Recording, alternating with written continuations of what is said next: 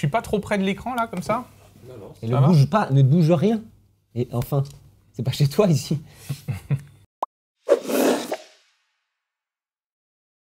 Qui commence? C'est moi. On pourrait se concerter un petit peu avant, peut-être? Oh l'enfer. Oh les mecs.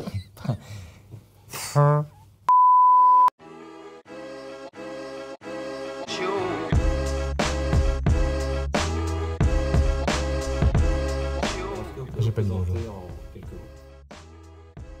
Alors, je m'appelle Anthony Atlan, je suis chirurgien dentiste, j'ai une pratique privée à Paris et je suis, avec mes compères, fondateur du Dental Club.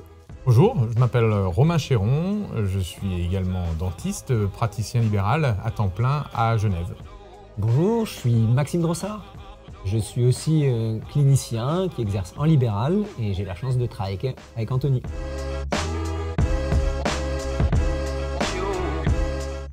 Moi, c'est parce que c'est le domaine qui m'a vraiment mis le pied dans la dentisterie adhésive.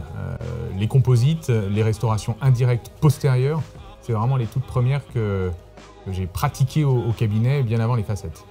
Moi, je me rappelle qu'à la fac, effectivement, ce qui m'avait absolument marqué, c'était de pouvoir coller à des surfaces dentaires, d'avoir des dents qui étaient très abîmées, et de pouvoir les reconstituer juste en collant la partie qui manque. Ça m'avait marqué en cours de biomatériaux et de l'adhésion, de l'esthétique, tout ça m'a donné envie d'aller plus loin. Et puis c'est des choses qu'on rencontre tous les jours en clinique. Et donc c'est ça qui m'a donné très envie d'en faire. Moi je dirais que la dentisterie adhésive, c'est celle qui me donnait le plus la sensation de restaurer l'organe dentaire à l'identique. Et c'est vrai que c'est assez satisfaisant quand on termine de voir une bouche où on a l'impression qu'on a réussi à si bien imiter la nature. Moi personnellement, cette envie, je l'ai toujours eue depuis tout petit. J'avais déjà envie d'être prof. Et ensuite, j'ai été attiré par la dentisterie, par le côté minutieux. Mais j'avais toujours un peu dans un coin de mon esprit l'envie de transmettre, parce que ça me plaît.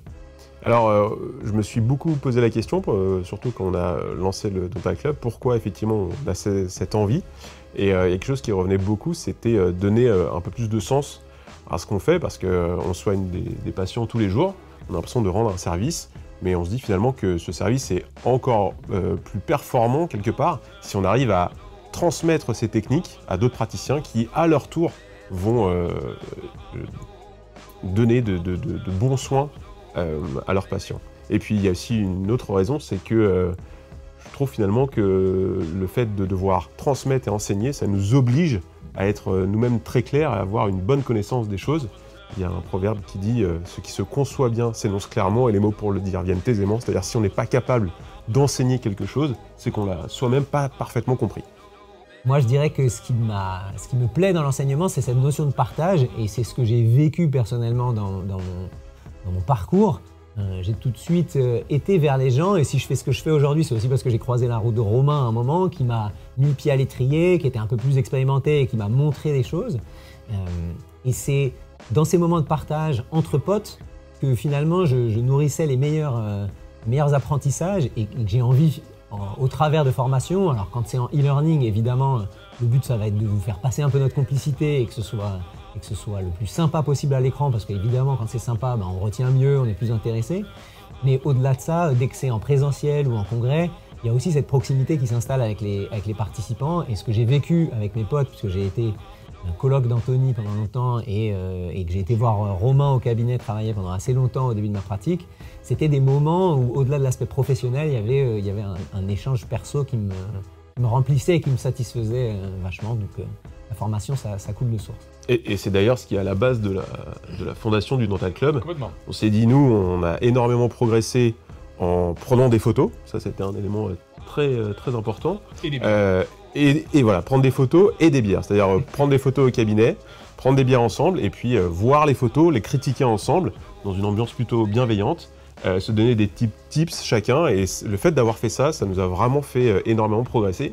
Et on s'est dit, finalement, dans les congrès, dans les bouquins, on apprend plein de choses, mais finalement, quand on sort d'une conférence, on n'est pas forcément prêt à appliquer tout de suite ce qu'on a appris directement au cabinet. Donc, avec quelle manière on a appris les choses, nous, en partageant ces moments, et on s'est dit qu'on avait envie de faire pareil avec des participants. Quand il s'agit de changer nos pratiques, le fait de ne pas se sentir seul et de se sentir entouré d'autres potes, d'autres amis qui ont envie d'aller dans la même direction, d'engager les mêmes changements dans leurs pratiques quotidiennes, ça aide énormément. Enfin, ça change tout, à peu de choses près. Tout devient beaucoup plus facile et tout fait moins peur.